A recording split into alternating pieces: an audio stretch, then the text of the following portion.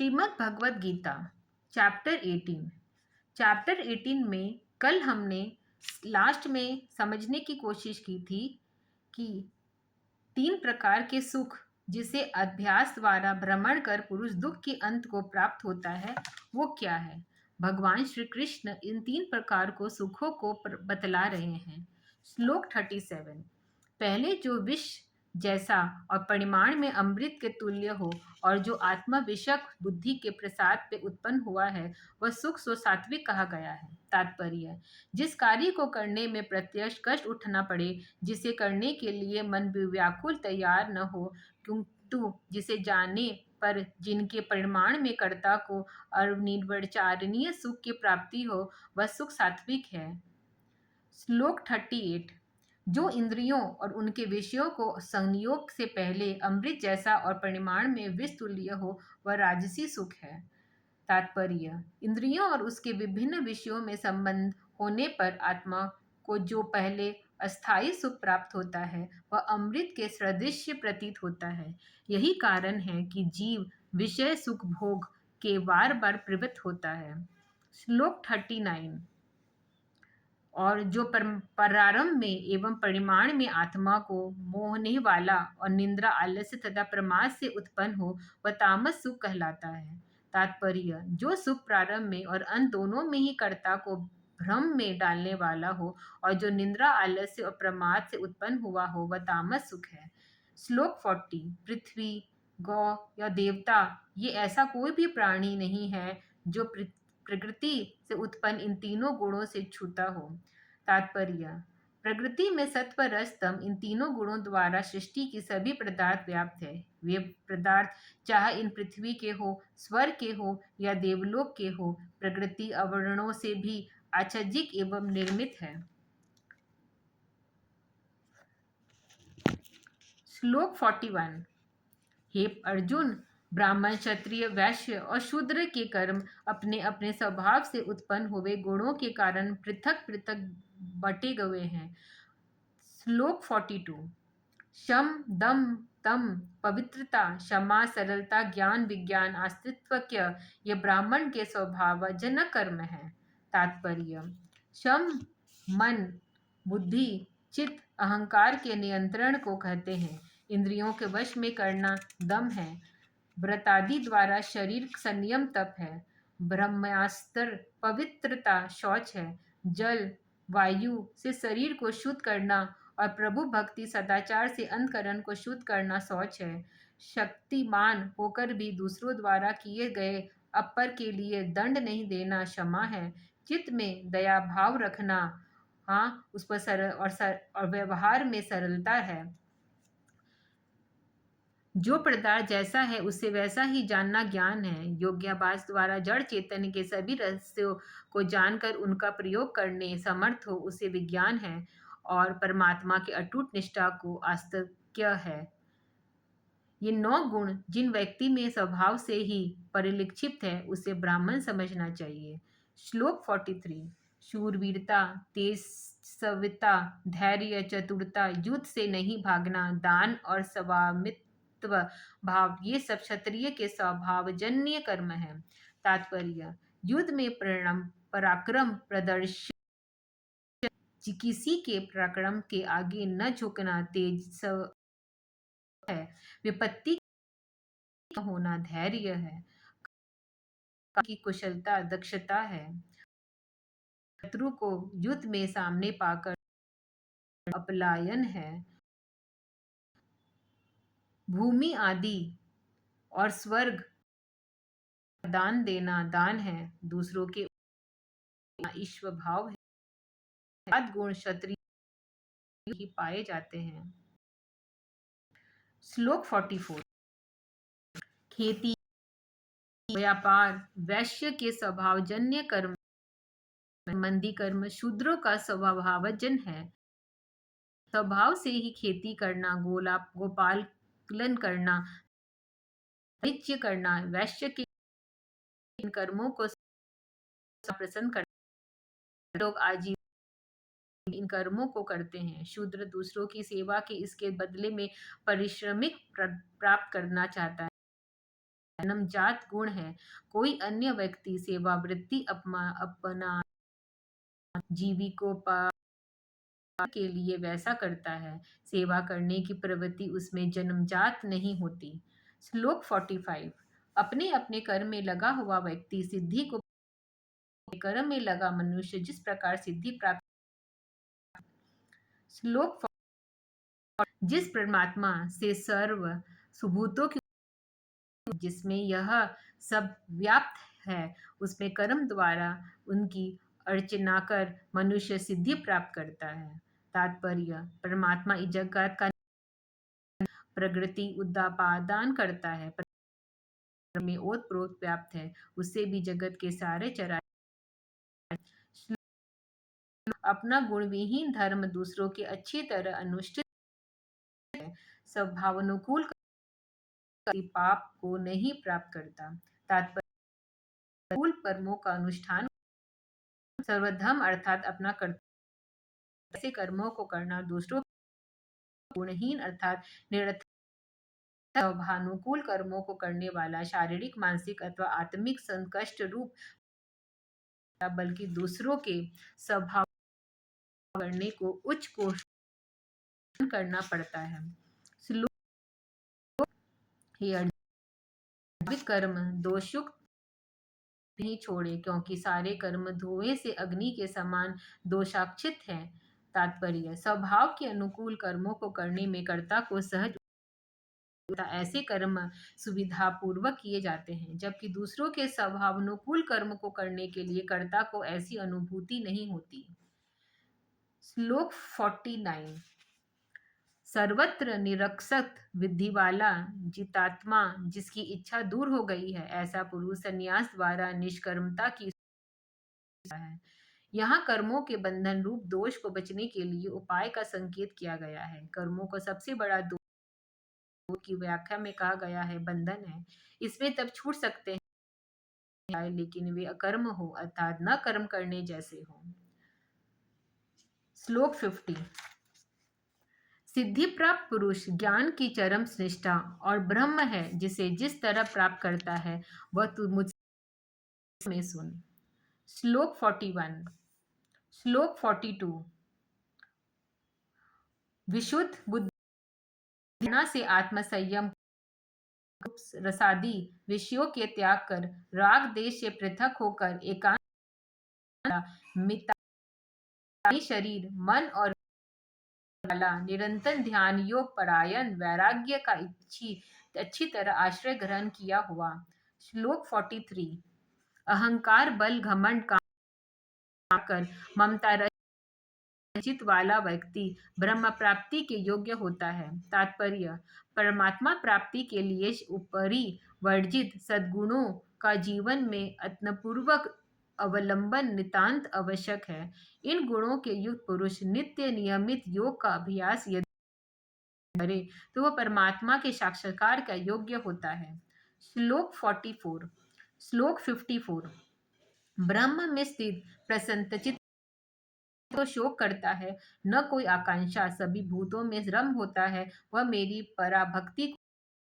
तात्पर्य, ब्रह्म को प्राप्त करने वाला यह आत्मा ब्रह्म के सामर्थ्य को प्राप्त हो जाता है। अग्नि में लोह दंड को डालने की अग्नि से सारे गुण उस लोह खंड में आ जाते हैं, वह अग्निवत हो जाता है, किंतु अग्नि नहीं होती। जैसे ही आत्मा का परमात्मा में प्रतिपाक कर परमात्मा के चेतन आधार पर स्थित परमात्मा को दिव्य गुणों से वह संपन्न हो जाता है, परंतु वह परमात्मा नहीं होता। श्लोक 55। भक्ति के द्वारा वह मुझको जैसे ही और जो मेरे हूँ तत्व, फिर मुझ में तत्व से जान लेने पर वह मुझ में है। तात्पर्य, हो उसी में जानना, उसको वैसी ही जानना ज्ञान है, अज्ञान है। परमात्मा की प्राप्ति में पश्चात ही आत्मा को परमात्मा में विषय में यही जानकारी होती है। इसे ही परमात्मा को तत्व से जानना कहते हैं। इस अवस्था में आत्मा अपरमात्मा के दिव्य चेतन मंडल में प्रविष्ट हो जाता है। अब आत्मा तथा परमात्मा प्राकृतिक आवरण बिल्कुल और आत्मा के अंदर परमात्मा आविर्भाव हो जाता है। 56 मेरा आश्रय ग्रहण किया हुआ व्यक्ति नित्य करता हुआ भी मेरी कृपा से शाश्वत और अविनाशी करता है। तात्पर्य को प्राप्त करने वाला व्यक्ति अपनी आत्मचेतना का परमात्मा के आधार पर स्थित रहता है। कृपा से सद्गुरु का आश्रय ग्रहण कर योग के साधन अभ्यास के द्वारा शिष्य साधन को इस अत्युच्च पद की प्राप्ति होती है। इसके लिए अन्य कोई भी उपाय नहीं है। श्लोक 57 आत्मा की चेतना द्वारा सभी कर्मों को मुझ में समर्पित ज्ञान हो तो बुद्धि योग का आश्रय देकर सदा मुझ में चित्त लगाने वाला हो। तात्पर्य अर्जुन को यह संदेश उपदेश दे रहे हैं कि वह अपनी आत्मा चेतना से नियोजित रखकर सभी कर्मों को करे। ऐसा करने से कर्ता के सभी कर्म भगवत अर्पित मात्र मन से ऐसा नहीं हो सकता जैसा कि सर्वसाधारण है। श्लोक 58 मंचित हुआ तू सभी संकटों से मेरी कृपा से पार कर जाएगा और अहंकारवश तू नहीं सुनेगा तो विनष्ट हो जाएगा। तात्पर्य भगवान को यह गुरु रूप में उपदेश कर रहे हैं यह कि अर्जुन ने मोहग्रस्त होने पर उनका कार्य किया है। पूर्व में कपितय श्लोकों में भगवान श्री कृष्ण ने परमात्मा की वाणी को अपनी ऊपर अपोजित किया रखा है। अपने को परमात्मा उन्होंने कभी नहीं कहा है। उन्हें ऐसा समझना एक आध्यात्मिक भ्रम है। श्लोक 9 जो अहंकारवश ऐसा कि मैं युद्ध नहीं करूंगा तो तेरा यह निश्चय मिथ्या है, तेरी प्रकृति न्यूत कर देती है। तात्पर्य भगवान श्री कृष्ण अर्जुन को यहाँ समझा रहे हैं कि यदि है ऐसा समझकर अहंकारवश उनका आदेश नहीं मानता तो युद्ध नहीं करने का निश्चय करता है तो उसका यह निश्चय अंत में मिथ्या प्रमाणित होगा, क्योंकि जब युद्धभूमि में शत्रु उसे ललकारेंगे तो उसे कायर कहकर उसका अपमान करेंगे तो उसका क्षत्रिय तत्व जाग उठेगा और वह युद्ध करने के प्रवृत्त हो जाएगा। श्लोक 60 अपने सवाजन्य कर्म से बंधा हुआ यदि मोहवश जिस कर्म को तू उसे विवश हुआ भी तू करेगा। तात्पर्य भगवान श्री कृष्ण या अर्जुन को समझा रहे हैं कि वह क्षत्रिय है और युद्ध में पराक्रम प्रदर्शन क्षत्रियों के जन्मजात गुण है। अज्ञानवश यदि वह विरत हो जा रहा है तथापि अपने स्वभावजन गुण का प्रत्याग कर वह नहीं कर सकता, विवश नहीं होगा। श्लोक 61 हे अर्जुन ईश्वर सभी प्राणियों के में स्थित है। वह अपनी माया में सभी प्राणियों के यंत्र पर चढ़ा हुआ सभी को घुमाता है। श्लोक 62 हे अर्जुन तू सभी ईश्वर की शरण में जा, इसी कृपा से तू परम शांति और सनातन दिव्य धाम को प्राप्त कर। श्लोक 63 इस प्रकार गोपनीय से भी अति गोपनीय ज्ञान मैंने तेरे लिए कहा गया, इसको अच्छी तरह विचार कर जैसा तू चाहता है वैसा कर। तात्पर्य भगवान श्री कृष्ण ने अर्जुन को अति मूल्यवान गोपनीय ब्रह्म विद्या का उपदेश दिया। आदेश दे रहे हैं कि इस पूर्ण रूपेण विचार करके वैसा निर्णय ले। इस गुप्त विद्या के उपदेश के पश्चात अर्जुन को कर्तव्य बोध हो गया होगा, अतः उसे कर्म करने से स्वतंत्र अपनी इच्छा का उपभोग करने की सलाह दे रहे हैं। श्लोक 64 फिर तू मेरा सारे गोपनीय वचन सुन, तू प्रिय है इसलिए मैं बात कहूंगा। श्लोक 65 मेरा भक्त जाकर मुझे प्रणाम कर, तू मुझे ही प्राप्त करेगा। तेरे लिए यह सत्य प्रतिज्ञा करता हूँ क्योंकि तू मेरा अत्यंत प्रिय है। श्लोक 66 सारे धर्मों का त्याग कर तू एकमात्र मेरी शरण में ही आ जा, मैं तुझसे सारे पापों से मुक्त कर दूंगा, शोक मत कर। तात्पर्य इन सभी श्लोकों में भगवान श्री कृष्ण अपने शिष्य अर्जुन से संपूर्ण समर्पण चाहते हैं। वह चाहते हैं कि वह इंद्रिय अंतकरण प्रणादि के व्यापक जन्य प्रभाव को त्याग कर पूर्ण रूप से उनकी अन्य शरण में को ग्रहण करें। श्लोक 67। इस रहस्य ज्ञान को तूने न तपहीन न भक्तिहीन न नहीं चाहता हो उसे निंदा कह। तात्पर्य। इन गुप्त ब्रह्म विद्या की क्रियात्मक अथवा सैद्धांतिक भेद को साधारण व्यक्ति के प्रति उपदेश नहीं करना चाहिए। श्लोक 68। जो इस परम गोपनीय ज्ञान को मेरे भक्तों के प्रति उपदेश करेगा वह मुझ में परम भक्ति करके मुझ में ही प्राप्त होगा। श्लोक 69।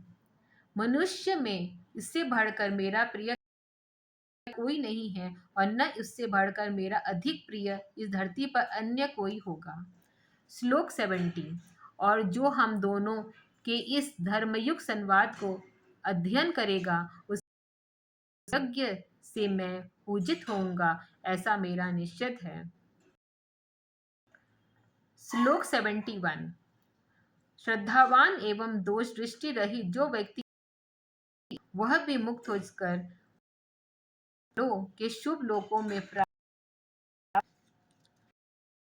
72। हे अर्जुन, क्या तूने इस से सुना? क्या अज्ञान नष्ट हो गया? श्लोक 73। अर्जुन, हे उतयुक्त, आपकी कृपा से मेरा अज्ञान नष्ट हो गया और ज्ञान प्राप्त हुआ। अब मैं संदेह होकर स्थित हूँ, आपकी आज्ञा का पालन करूंगा। श्लोक 74। संजय ने कहा, इस प्रकार मैंने श्री वासुदेव और महान आत्मा अर्जुन का यह अद्भुत और रोमांचकारी संवाद सुना। श्लोक 75। व्यास जी की कृपा से यह अत्यंत गोपनीय योग मैंने स्वयं योगेश्वर श्री कृष्ण द्वारा गए जाते हुए सुना। 6। हे राजन, श्री कृष्ण और अर्जुन के इस अद्भुत और पवित्र वार्तालाप को बार बार स्मरण करके मैं प्रतिक्षण प्रसन्न हो रहा हूँ। श्लोक 77। और हे भगवान श्री कृष्ण के उस अति अद्भुत रूप का बार बार स्मरण करके मुझे अत्यंत आश्चर्य हो रहा है और मैं पुनः पुनः हर्षित हो रहा हूँ। श्लोक 78। जहाँ योगेश्वर श्री कृष्ण और धनुधारी अर्जुन है वहाँ लक्ष्मी, विजय, बुद्धि और अटल नीति है, यह मेरा मत है। तात्पर्य।